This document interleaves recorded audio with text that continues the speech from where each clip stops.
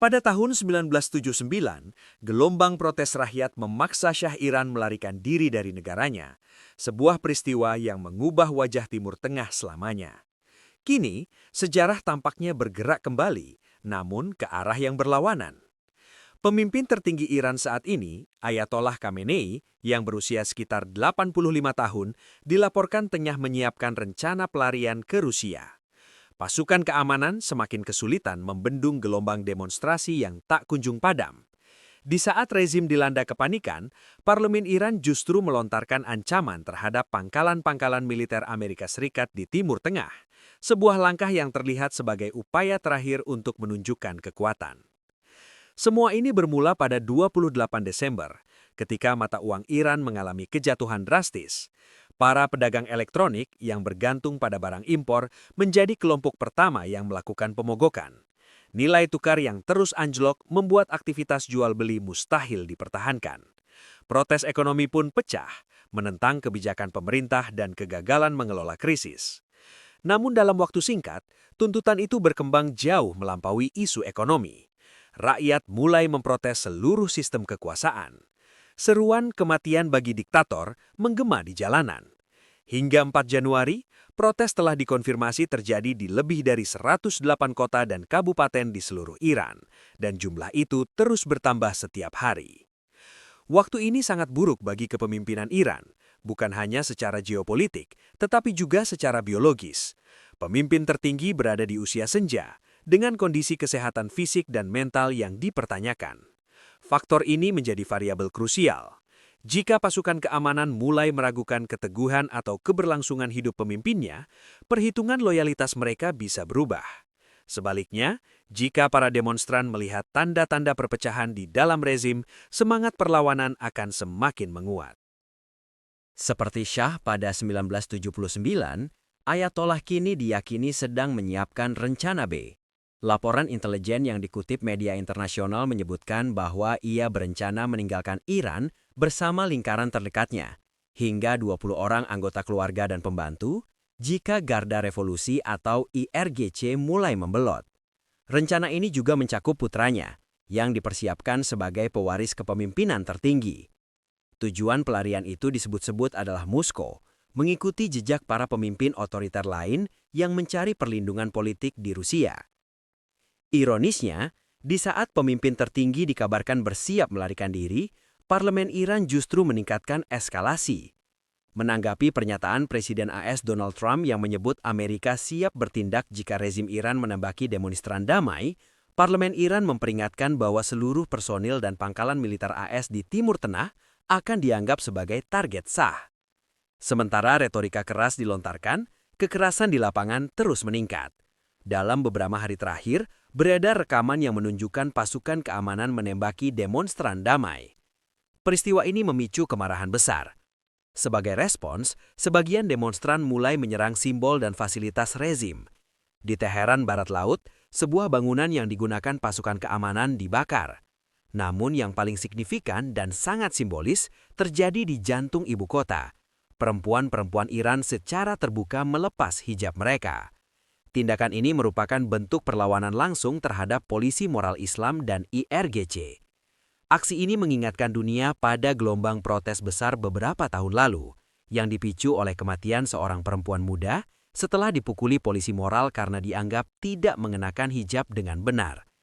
Meski pihak berwenang membantah, hasil otopsi menunjukkan pendarahan internal. Luka itu tidak pernah sembuh, dan kini api perlawanan yang sama kembali menyala, lebih luas dan lebih berani dari sebelumnya.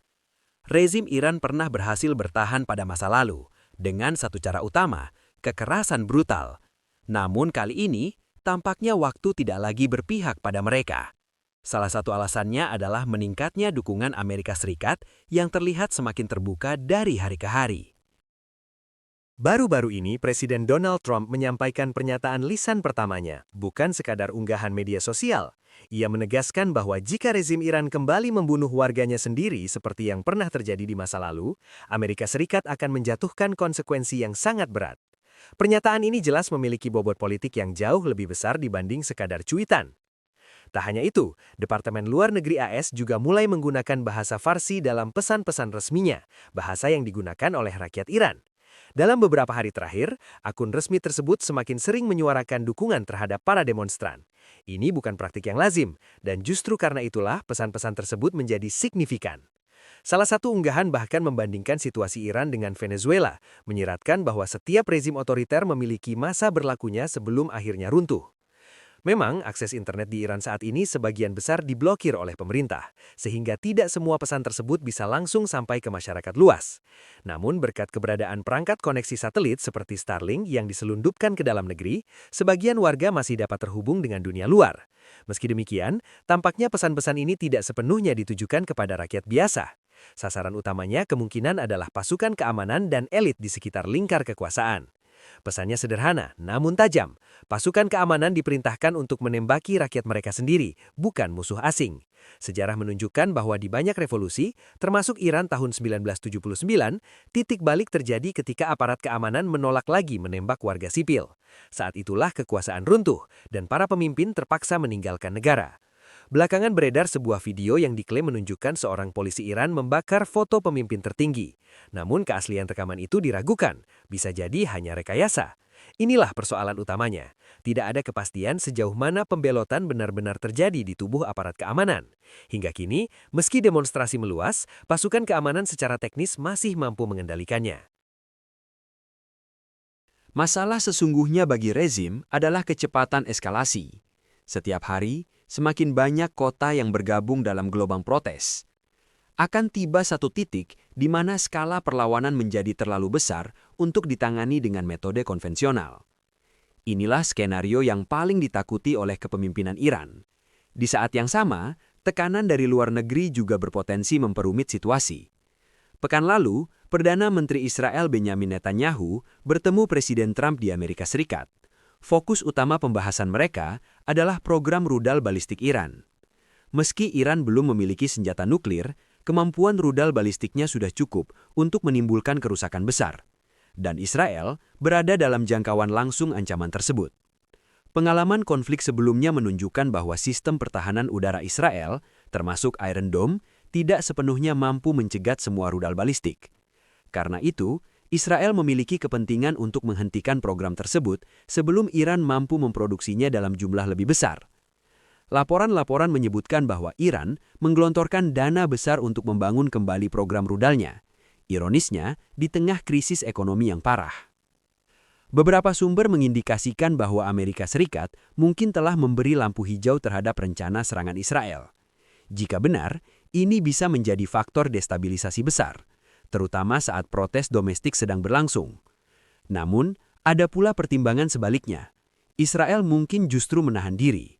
Serangan dari luar berisiko memberi rezim Iran alasan untuk mempersatukan rakyat melalui sentimen nasionalisme, mengalihkan perhatian dari krisis internal, fenomena yang kerap terjadi ketika sebuah negara diserang pihak asing.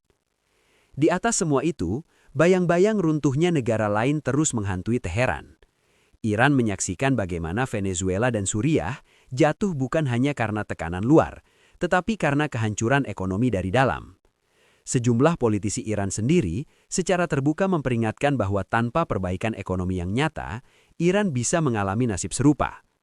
Saat ekonomi runtuh, penderitaan tidak hanya dialami rakyat. Polisi anti huru-hara, pasukan keamanan hingga militer pun ikut merasakannya. Ketika orang lapar dan putus asa, toleransi terhadap kediktatoran menghilang. Dan pada titik itu, loyalitas yang selama ini menopang kekuasaan mulai retak.